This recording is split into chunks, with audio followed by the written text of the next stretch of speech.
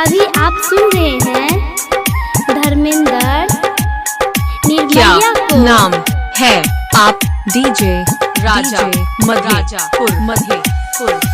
माँ Gayatri recording studio.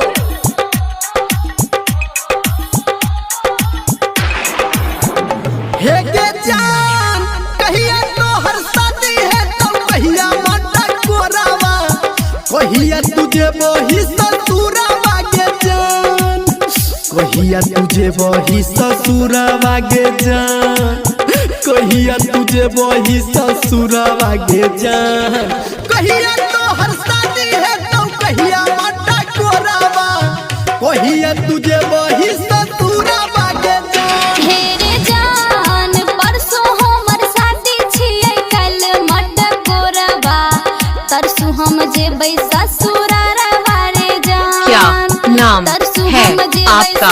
क्या नाम है आपका? क्या नाम डीजे राजा मधेपुर परसू हमर शादी छियै कल मट कोरबा तरसू हम जेबै ससुरारवा रे जान। DJ good Madhubani, DJ good Madhubani, DJ good Madhubani.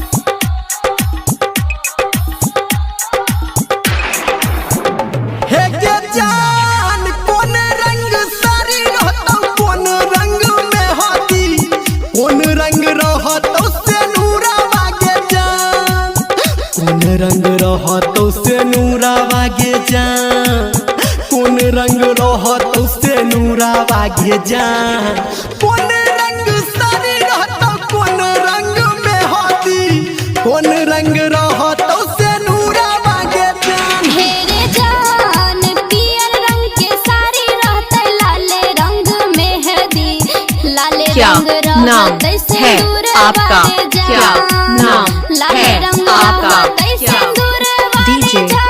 राजा लाले रंग मधेपुर रहते मधेपुर। सिंदूर वाले जान। पियर रंग के साड़ी है ते लाले रंग मेहंदी लाले रंग रहते सिंदूर वाले जान। अभी आप सुन रहे हैं सावरिया म्यूजिक।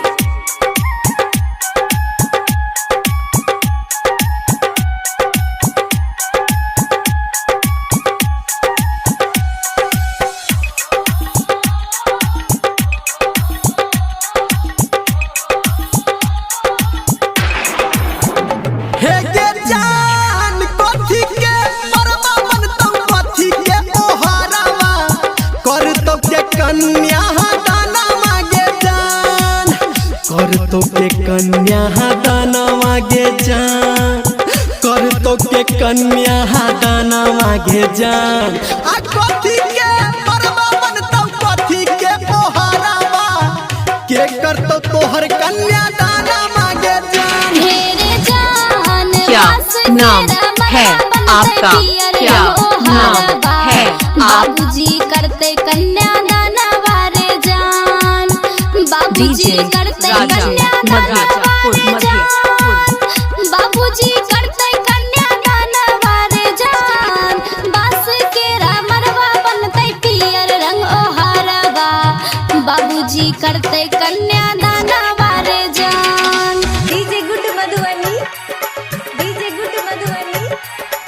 अभी आप सुन रहे हैं धर्मेंद्र निर्मलिया को।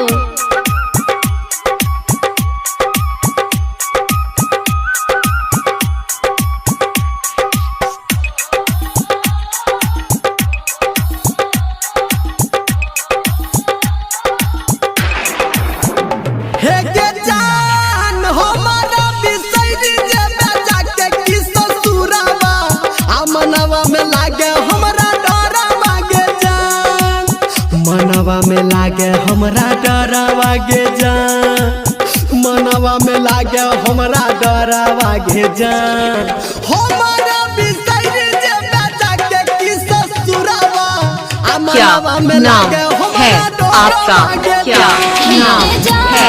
आपका क्या नाम है? आपका डीजे राजा मरवे में मधेपुर छूटतै परान वारे जान मरवे में छूटतै परान वारे जान मरवे में छूटतै परान वारे जान तोरा की बिसर हम जाई के ससुरवा मरवे में छूटतै परान वारे जान हे के जान कहिया तोहर शादी है तो कहिया माता कोरावा आ कहिया तुझे बही ससुरावा के जान आ कहिया तुझे बही क्या ससुरावा नाम है? आपका क्या तरसुम जय नाम बौ है? ससुर डीजे वारे राजा जान नहीं मधेपुर जो छोड़ के